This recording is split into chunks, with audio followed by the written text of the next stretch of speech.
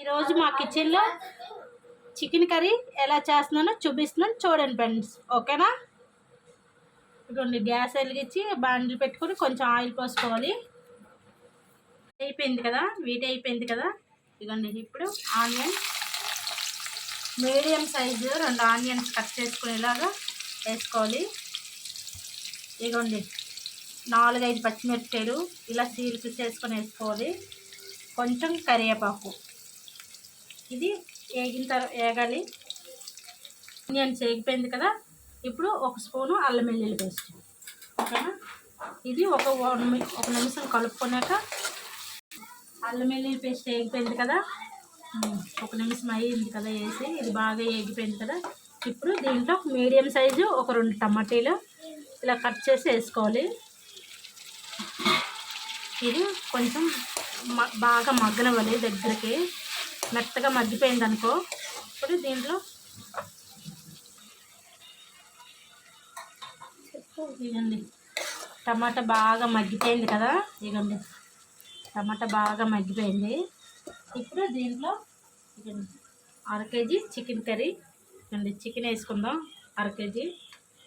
ఇలా దగ్గర వాష్ చేసుకుని ఇలా పక్కన పెట్టుకున్నాక ఇలా వేసుకోవాలి. ఇదండి,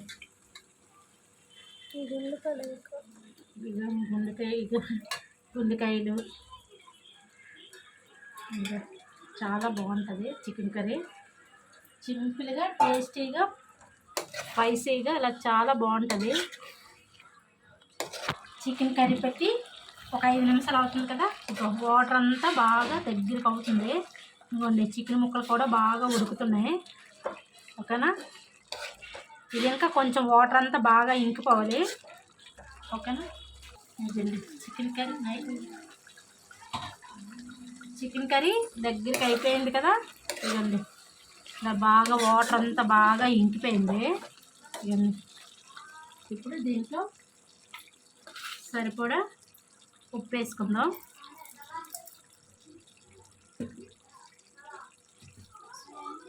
అది చిటికెడు పసుపు వేసుకుందాం. కలుపుకున్నాక ఇదిగోండి, కారం ఒక 3 స్పూన్లు కారం వేసుకుంటున్నాను నేను. స్పైసీగా ఉంటుంది చికెన్ కర్రీ కదా, చాలా స్పైసీగా ఉంటుంది కర్రీ. దీంట్లో 1 స్పూను ధనియాల పౌడర్ వేసుకుంటున్నాను.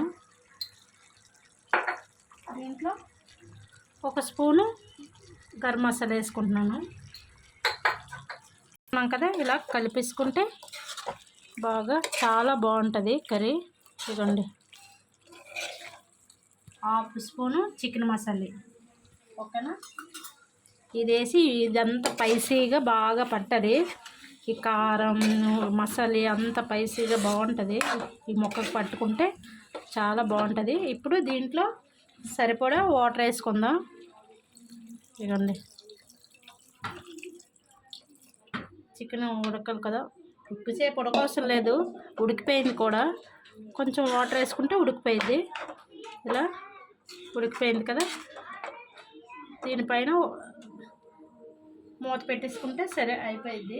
ఒక 20 నిమిషాల పాటు ఉంచుకోవాలి. కర్రీ, చికెన్ కర్రీ దగ్గరికి అయిపోద్ది. 10 నిమిషాలు అవుతుంది కదా.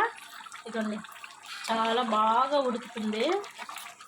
ఇదిగోండి, సూపర్గా ఉడికింది కదా చికెన్ కర్రీ.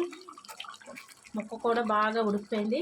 ఇప్పుడు దీంట్లో వేసుకుందాం, కొత్తిమీర వేసుకుందాం. కొత్తిమీర వేసుకోవడమే. లాస్ట్ ఫైనల్ అయిపోయింది కదా కర్రీ. కొత్తిమీర వేసుకొని ఒక నిమిషం ఉంచుకుందాం. ఇవంతా బాగా పడుతుంది కదా, ఈ స్పైసీ అంతా బాగా పడుతుంది ఈ కర్రీ. చపాతీలోకైనా, రైస్లోకైనా, పులకలోకైనా, దేంట్లోకైనా చాలా బాగుంటుంది. ఓకేనా ఫ్రెండ్స్? మా వీడియో నచ్చితే లైక్ చేయండి, షేర్ చేయండి, సబ్స్క్రైబ్ చేయండి ఫ్రెండ్స్. Okay friends, bye.